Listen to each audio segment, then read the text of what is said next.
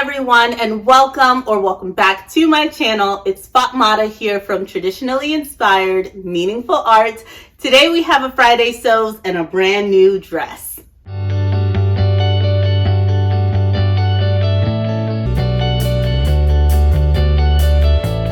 Thanks so much to Jen from Today in Jen's Sewing Room for this incredible hashtag Friday Sews, where you can search in the YouTube search bar and find tons of creatives, tons of sewists who are sharing their weekly makes. So in our episode today, I wanted to go over my fabulous new dress. I'm super excited about it, and also my plans for the week ahead and some really happy news. To begin, the dress that I am wearing is my wearable toile for a wedding guest dress that I hope to make this month because I have a wedding coming up at the very start of September that we need to prepare for. I used the lovely N6667. I've had this in my stash for some time now. And what really drew me to it were the French darts in the front of this dress. And it has beautiful fish-eye darts in the back. I love the clean lines of it, and I thought that this gorgeous mustard colored fabric with these beautiful magnolia flowers on these vines would be the perfect canvas and the perfect fit. And honestly, I don't think I could have selected a better print for this wearable toile. Let me do a quick spin. So the sleeves, as you will notice, are not the same. So they have a short sleeve here on the N6667 pattern. I went ahead and wanted to do something a little special with this because I had enough fabric to do so, and I wanted to use all of my fabric. I had about 2.5 yards of this fabric. Because of the shape of the body of this, it doesn't take up a ton of fabric. So for example, I cut roughly a size 12, graded out at the hips dramatically. And for the size 12, I'll go with that. For the B, which is the longer dress version, it was 1 5/8 yards. And that is if the fabric was 60 inches wide. I ended up making this dress maxi length. I know that you can't see the very bottom of it, but it goes all the way down to the floor because that is my preference. I fully lined this dress, and the pattern does not call for lining, but I did notice that my fabric was a little semi-sheer. It's a nice polyester fabric. I picked this up at G Street Fabrics about 2 years ago in a sale, and I loved the print of this. Now, because of the clean lines of the dress, I liked that the vines kind of went all the way up. It looks really regal. I don't remember cutting it so that this beautiful vine is right smack dab in the center, or so that the sleeves have the vines right smack dab in the center. But the person I was when I was cutting this out, they knew, they remembered, and I'm so happy she did because I feel fantastic. If it would have been off center, I think I would have been really upset about that missed opportunity. So I'm so happy I was thinking about it in some way at that time. For the sleeves, I had done this type of sleeve once before in a make that I did in April, March. It was the cotton voile gingham fabric that I made the tie front sort of wrap top with the collar. And I was testing out this sort of sleeve. I've been looking it up, and I don't know if this is considered the melon sleeve or the lantern sleeve. I think the lantern sleeve is a bit different. So I'm gonna go with the melon. I'm not really sure. If you know what the name of this sleeve is, please let me know. I did record a short little video of how I created this sleeve, and I am going to insert that after this so that you can kind of see. Let me know if it makes any sense. But as I was making it, I was like, oh, you should record it. You've done this sleeve twice now, and you got to tell the people how you did it. Hi, everyone. So I am working on this beautiful dress, and the base of the dress is New Look N6667. I am doing my own thing with the sleeve. Not only did I do a bicep adjustment on the initial sleeve pattern there, I added an inch in the middle just because I wanted to test out for a more form-fitting sleeve if doing a bicep adjustment really will do the trick for me because I've been experiencing some tightness in, you know, slimmer fitting sleeves recently. Any hoosers, you could also see that I lengthened this sleeve. So if you could see my fabric here, I lengthened it by about 5 inches. And that is because I want to do a really beautiful, what do you call this sort of sleeve? It's not just balloon sleeve, but it's the kind of sleeve that just, I'll find the name and I'll insert it. Or maybe I've already told you what the name is. Anywho, I've never actually shown you how I make them. So what I do to begin is that I take whatever the length of the bottom of the top of the sleeve is. So I measure that while it's flat. So I had that measurement, and it's also the same measurement as whatever the bottom of my pattern piece is here. So the length of that, which for me is about 15.5 or so inches. So I make my inner tube that length, and then I cut a really wide strip. So this rectangular strip that was gathered on at the bottom here was over double that amount. I think it was 48 inches long. So I do that, and with that initial tube, as you can see here, I sew the tube shut. Let me show you on a non-made version. This is just like those shows where they have the pre-made version and then the turkey comes out of the oven and it's done. So here is this in the making. So this is the additional rectangle. This is going to be the inner sleeve of the poof part. So I have that here. It measures the 15 inches because I'm going to attach that to the top portion of the sleeve.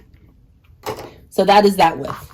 Here you have, I used my serger for the gathering. So I set all of my differential feeds and whatnot. I'll link a video that has a tutorial on how to do that. But I ran it through the serger. You can see it on this end. So the serger did this and got it really, really tightly gathered here, which is phenomenal. So actually, instead of what we do when we use the sewing machine, where then you have to gather it tight, here it makes it super tight if you set it on to the highest differential feed. Now you can like loosen the gathers to fit within the width. So that's awesome. So I went ahead and did that here at the bottom, and I fit it to my inner tube piece and I stitched it. What I then do is that I just like clean serged edges, so I will later go and serge that shut. And from there, what I will do is right sides together, I am going to sew this shut all along the length here. So from the tube piece all the way into the puffy piece, I'll sew it all the way end to end shut to create a full-on tube, which would look like this. That's what I have here. So this has already been done. So it's full on sewn all the way shut. You see that too. And what you then do is you pull that inner sleeve bit inside from that fold there.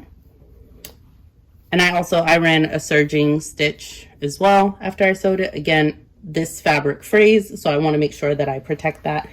And you are going to pull that through, exposing the outer flounce.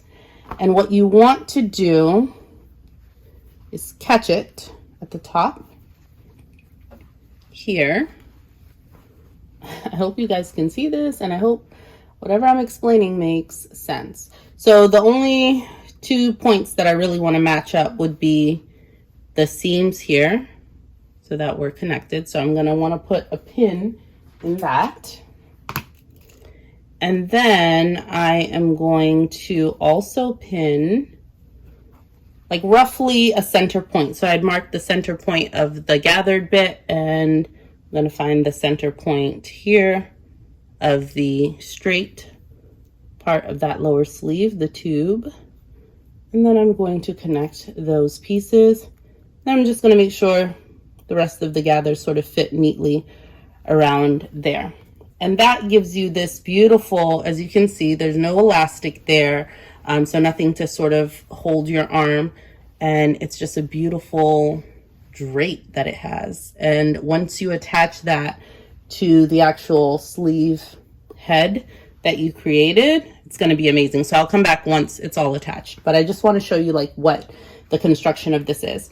Another thing that I failed to mention is that the length of the inner tube, for example, in my case, it is 9 inches, the length of that inner tube section. But then the length of the part that is gathered that you attach on top of it, I made mine 13 inches, because what you want is that when you attach it, you want that inner bit to be shorter so that the bottom of this flounce, all you see is gather. You don't want to see the inner tube at all. You want that to sort of pull over very beautifully like it does here. And then so that gives me about 4 inches for it to curve over and under and have this beautiful billowy effect. So let me attach one of the sleeves and then show you what that looks like on the dress. I was trying to make use of the remaining fabric that I had, and I wanted this melon part. I'm gonna call it melon, I don't know. Melon part of the sleeve to go all the way down to my wrist, which it does, as you can see. Here is the front body piece of this dress. As you can see, has that really straight neckline here. Here is the French dart. You do cut it open, and I went ahead and extended the hip. For the bodice, I cut a size 12, and then right at that hip point, I extended it out far beyond. And that, I think if I were actually using the pattern pieces, maybe that would have been graded out to like a size 18 or 20. Like it's well, I gave myself about 1.5 to 2 inches at the bottom there, and just wanted to grade out enough so that my hips would have some more room. I just used my French curve and slowly began to make that increase. So this would be where the size 14 is, and then I went about 3/8 of an inch beyond that, and then continued on to add roughly maybe 2 or so inches by the time it hit around the knee. So I just gradually smoothed that out to be able to skim over my hip. Otherwise, I cannot wait to get started on the actual final dress of this, which is going to be my wedding guest dress for a friend's wedding at the start of September. And I will be using these 2 beautiful thrifted fabrics that I picked up. I think the colors are going to be so stunning together. I think this is like a triple crepe or so. It has this beautiful motif on it, sort of like trees, gardens, cranes, and birds flying about. And this beautiful, I think it's silk fabric that I picked up as well, that I'm going to be using for some sort of detailing. I need to cut this up into some beautiful bias strips for what it is that I want to do. I'll share more information about the inspiration and this actual make once I make it up. And I'm also hoping to do a pattern review of N6667, because now that I've made it, it has 5 pattern pieces or less if you want it to. The pattern actually comes with 6, but one of those is the belt and 2 of those are facings. So super simple, and it can be transformed into a number of different things I can only imagine. So I can't wait to really play with this pattern, and I will report back when I do. I've attempted to record this video more times than I want to say. Hopefully it will let me finish this up. But the first thing that I tried to work on this week was Butterick 4625, and this is a vintage blouse pattern that I had started back in February. It was in my UFOs and I wanted to work on it. I need to figure out the sleeve. I'm going to insert some clips. It's doing a really awful big puff, too much of a puff at the shoulder, and I think I need to bring the shoulder in by maybe 1/2 inch and possibly skim some off of that sleeve cap to make it fit nice and neat. But I hope to get this sewn up. I did this when I couldn't figure out what I needed to work on. I was afraid of the French dart, but then I moved on.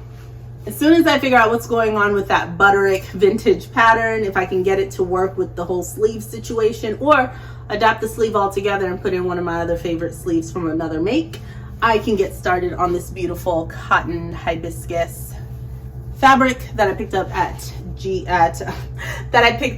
Joann Fabrics, and this is what I want to make a button-up out of. So I just need to get that pattern to behave, and then we can get started on that.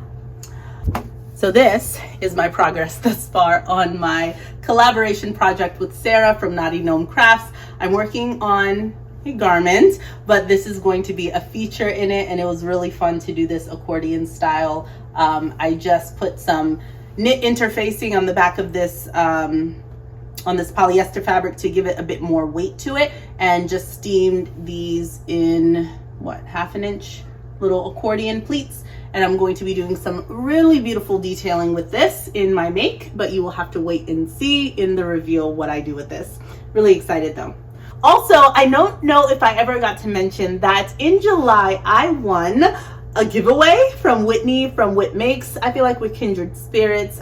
We need to connect. But love her channel, and she was doing a giveaway for Destashify. She's an ambassador for the makes. I've loved watching what she's been making. But with my $50 on Destashify, I have two pieces of fabric that I've been eyeballing. They're both over the $50, but I'm gonna bump it up and pay for the rest. But I don't even want to tell you what it is, because then it's not gonna be there anymore. But we're friends, it's fine. There's a boiled wool and a brocade that I'm going in between, and I just need to I want to cement what I would do with the fabrics before I get them, especially since I'm going to be giving that extra there.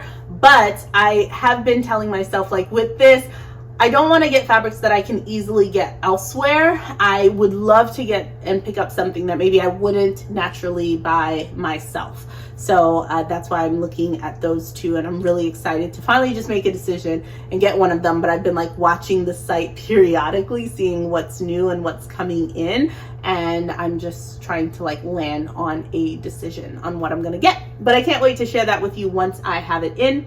I have also recorded my Mood Fabrics fabric haul, the fabric that I bought myself for my birthday month, and that is all edited and whatnot, so you should be seeing that at the start of next week. I hope that you are excited to see it. I was really thrilled to film it for you.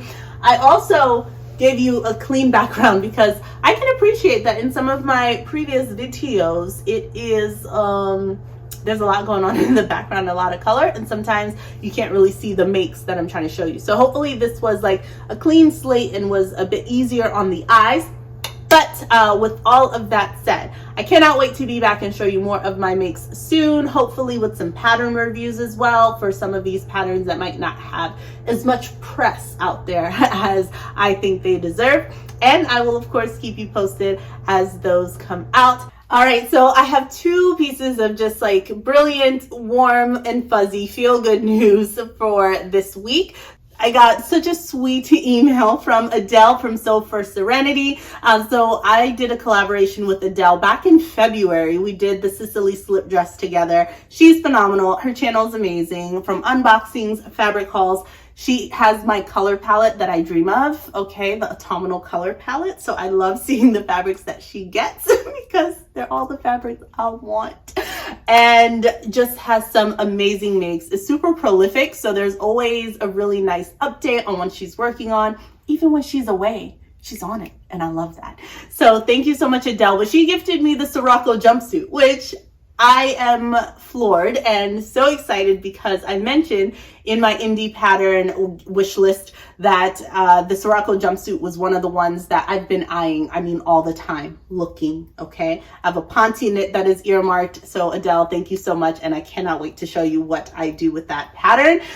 So I'm really excited. And then I got my first coffee this week. Soraya, thank you so much for your support and for believing in me, and for that coffee. I have been hydrated this entire week. It's been fantastic.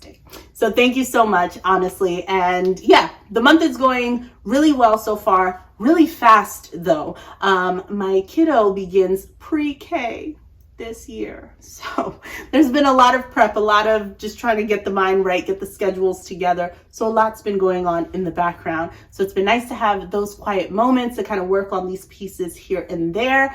As the school year gets started, I might need to slow down, and I'm not looking forward to that. But until then, I'm going to try to put the pedal to the metal and get some of these pieces done. before the school year opens up, because things are going to get a little bit wonky with scheduling. I can only imagine. Thank you so much to everyone for your love and support, for all the birthday wishes. My birthday is August 23rd, so it's coming up. Okay. And I cannot wait, but you all have made it so much sweeter. Love, love, love all of the birthday wishes. And for all of my other August babies out there, happy birthday to us. I love an August baby, and I cannot wait. I hope your celebrations are sweet and wonderful, and that this month has been treating you well thus far. I think I'm going to try and leave it there, because the kiddos are going to be back when I edit, get it out to you, and then get back to sewing my new dresses. I'm so excited about this dress.